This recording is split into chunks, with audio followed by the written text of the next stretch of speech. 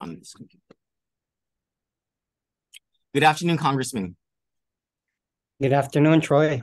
Thank you so much for agreeing to do this interview with us at Kandit. We very much appreciate it. Education is a very big thing for us. Well, it's a very big thing for me, so thank you for what you're doing.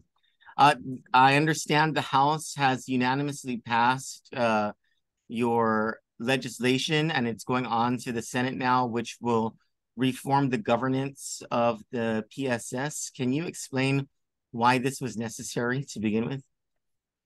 Okay, so first of all, the Board of Education hasn't been meeting for quite some time. In one of their first meetings, there was some disagreement, and two members walked out of the meeting, so they couldn't establish a quorum. Then each time there was special accommodations made for the two members so that they can establish quorum and conduct business.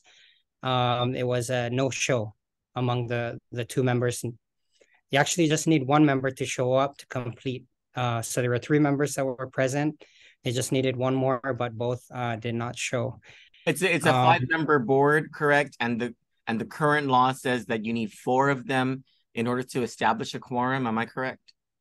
Correct. So it's a five-member voting board. They have other members, such as a teacher rep and high school student. But they're non-voting. Yes. But out of the five voting members, four voting members are required to be present somehow, and that's according to the current law. And so your legislation would reduce the quorum requirement to what any other quorum would be, and that would be a simple majority. Is that correct?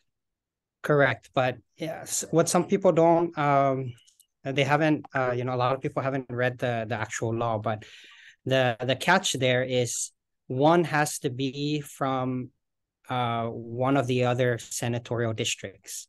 So for example, there's three required, but at least one has to be from a opposite senatorial district. So if there's two from Saipan, one has to be from Tinian. If there's one from Tinian and Rota, one has to be from Saipan. Understood. And that's to prevent Saipan from dominating public education decisions. Correct. Okay, understood. So can we go back, because you said, and it almost sounded like there are two current members of the board who are purposely becoming obstacles to the board moving forward. You said two of them walked out of a meeting. Can you explain what happened? So actually, we got a constituent sent in a recording of that meeting, and I wasn't there present for that first initial meeting, but there was a disagreement between the two members wanted to go into an executive session. Then the other three members stated that it doesn't qualify. That like they wanted transparency, and they wanted it to, whatever was going to be discussed, to be discussed in the public. So from what I could hear from that recordings was after that the two members walked out.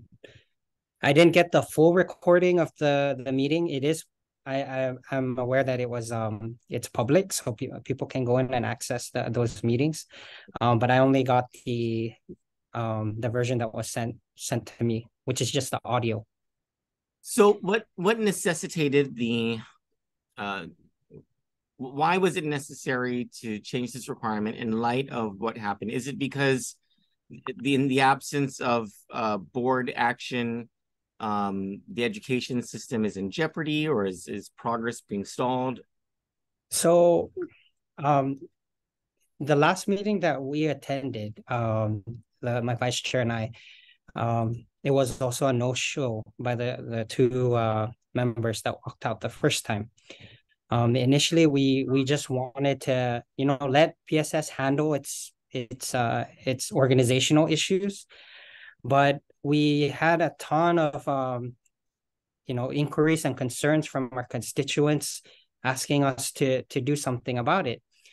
And although some people may think that, it's overreach, if you actually read the Constitution, the CNMI Constitution pertaining to Article 15, education, there's one for secondary and the other is for higher education. Where it pertains to PSS, on the item B, it talks about the administration of the public school system. So first, it talks about there's a superintendent, which is the commissioner, who reports to the Board of Education. And that's Dr. Alfred Atta, right? Correct. Okay. And then after that statement, it talks about any other matter pertaining to operation is provided by law. Okay. So right now they're having an issue in organizing, and that's putting things in jeopardy. A former board, in fact, when I introduced the bill, House Bill 2320, one of the former board members, board member Herman Guerrero, came in and in support of the bill, saying that it should have happened a long time ago. There's like and I agree with that sentiment. Like every other democratic body follows the simple majority. Even for us, when we pass laws here at the legislature, it's the same ratio. When we voted for the governor, it's a 50+1. So, yeah. So I don't see why the Board of Education shouldn't have the same ratio. This bill actually was signed by legal counsel for the House. But actually both of our legal counsels reviewed it. And then all 19 members, one member was excused, but all 19 voted in support of the bill. There's some concerns that there's a conflict of interest. People are saying it's political. Mind you, it's a small island, right? So there's a lot of people that are related. For example, through marriage, I'm related to the Commissioner of Education. Okay. Through marriage, again, I'm related to one of the 3 board members. Okay. Right. However, the law does not benefit them. Right now, without a functioning board, that gives more power to the Commissioner of Education to make decisions without the board. That states so in the Constitution. So it will be a conflict of interest for me not to do anything about it. Yeah. The board member that is on of mine actually doesn't agree with the bill because at least that's the sentiment. Like the PSS should handle its business. However, I do disagree, and several of the members disagree that when the board is not functioning, it's our fiduciary duty to step in. And this is not a short-term fix. Actually, this is the thinking long-term to prevent this issue from happening again. It's not really about the 2 members that walked out. It's more about equity.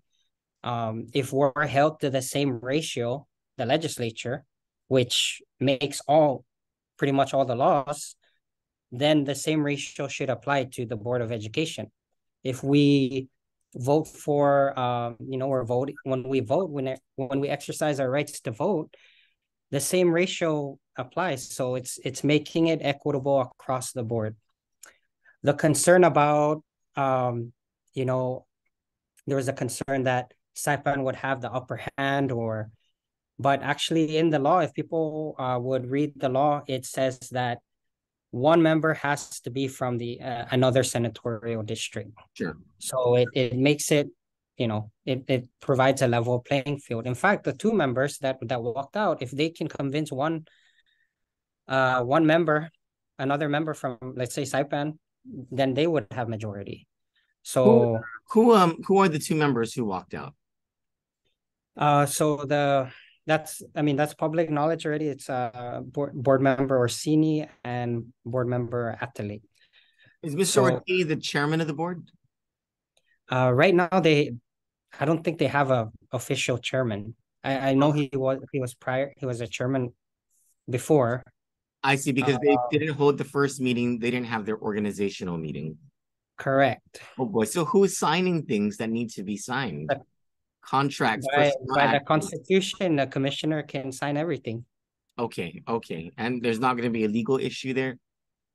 The form, like when we had our public comments, former board member Herman Guerrero did mention that there might be some issues with grants, but we'll leave that for PSS to really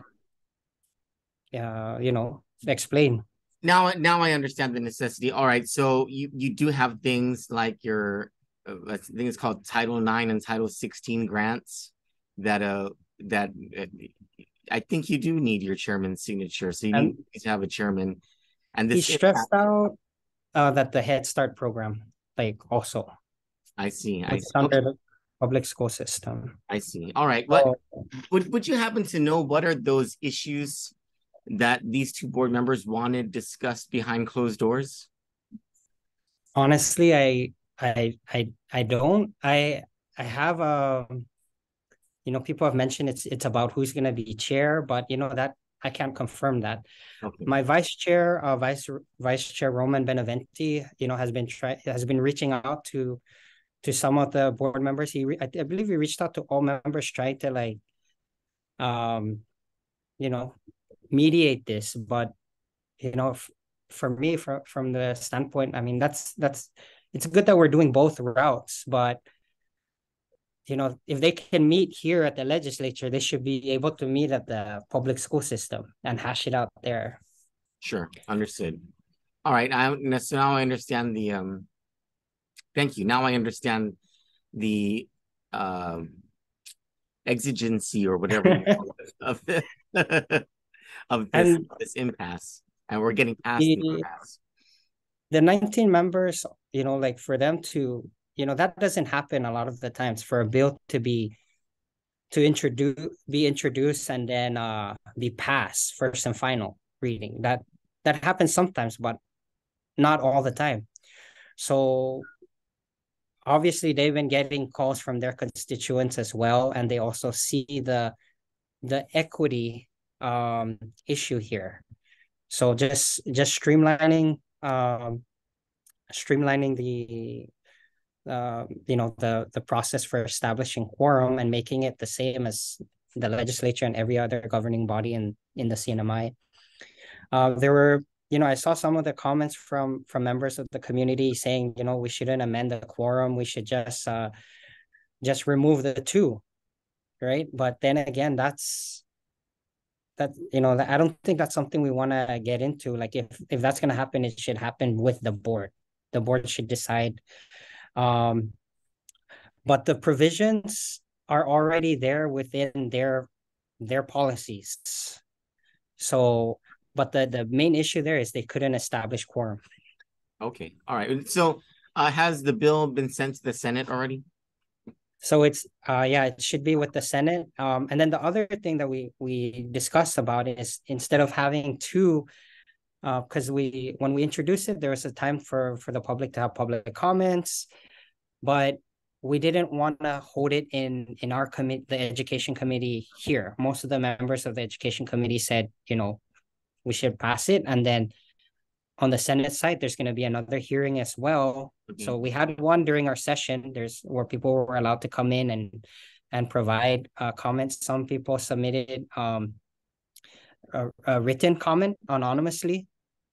But then that opportunity to make amendments, to make changes, can still happen on the Senate side. Which the chair of that committee?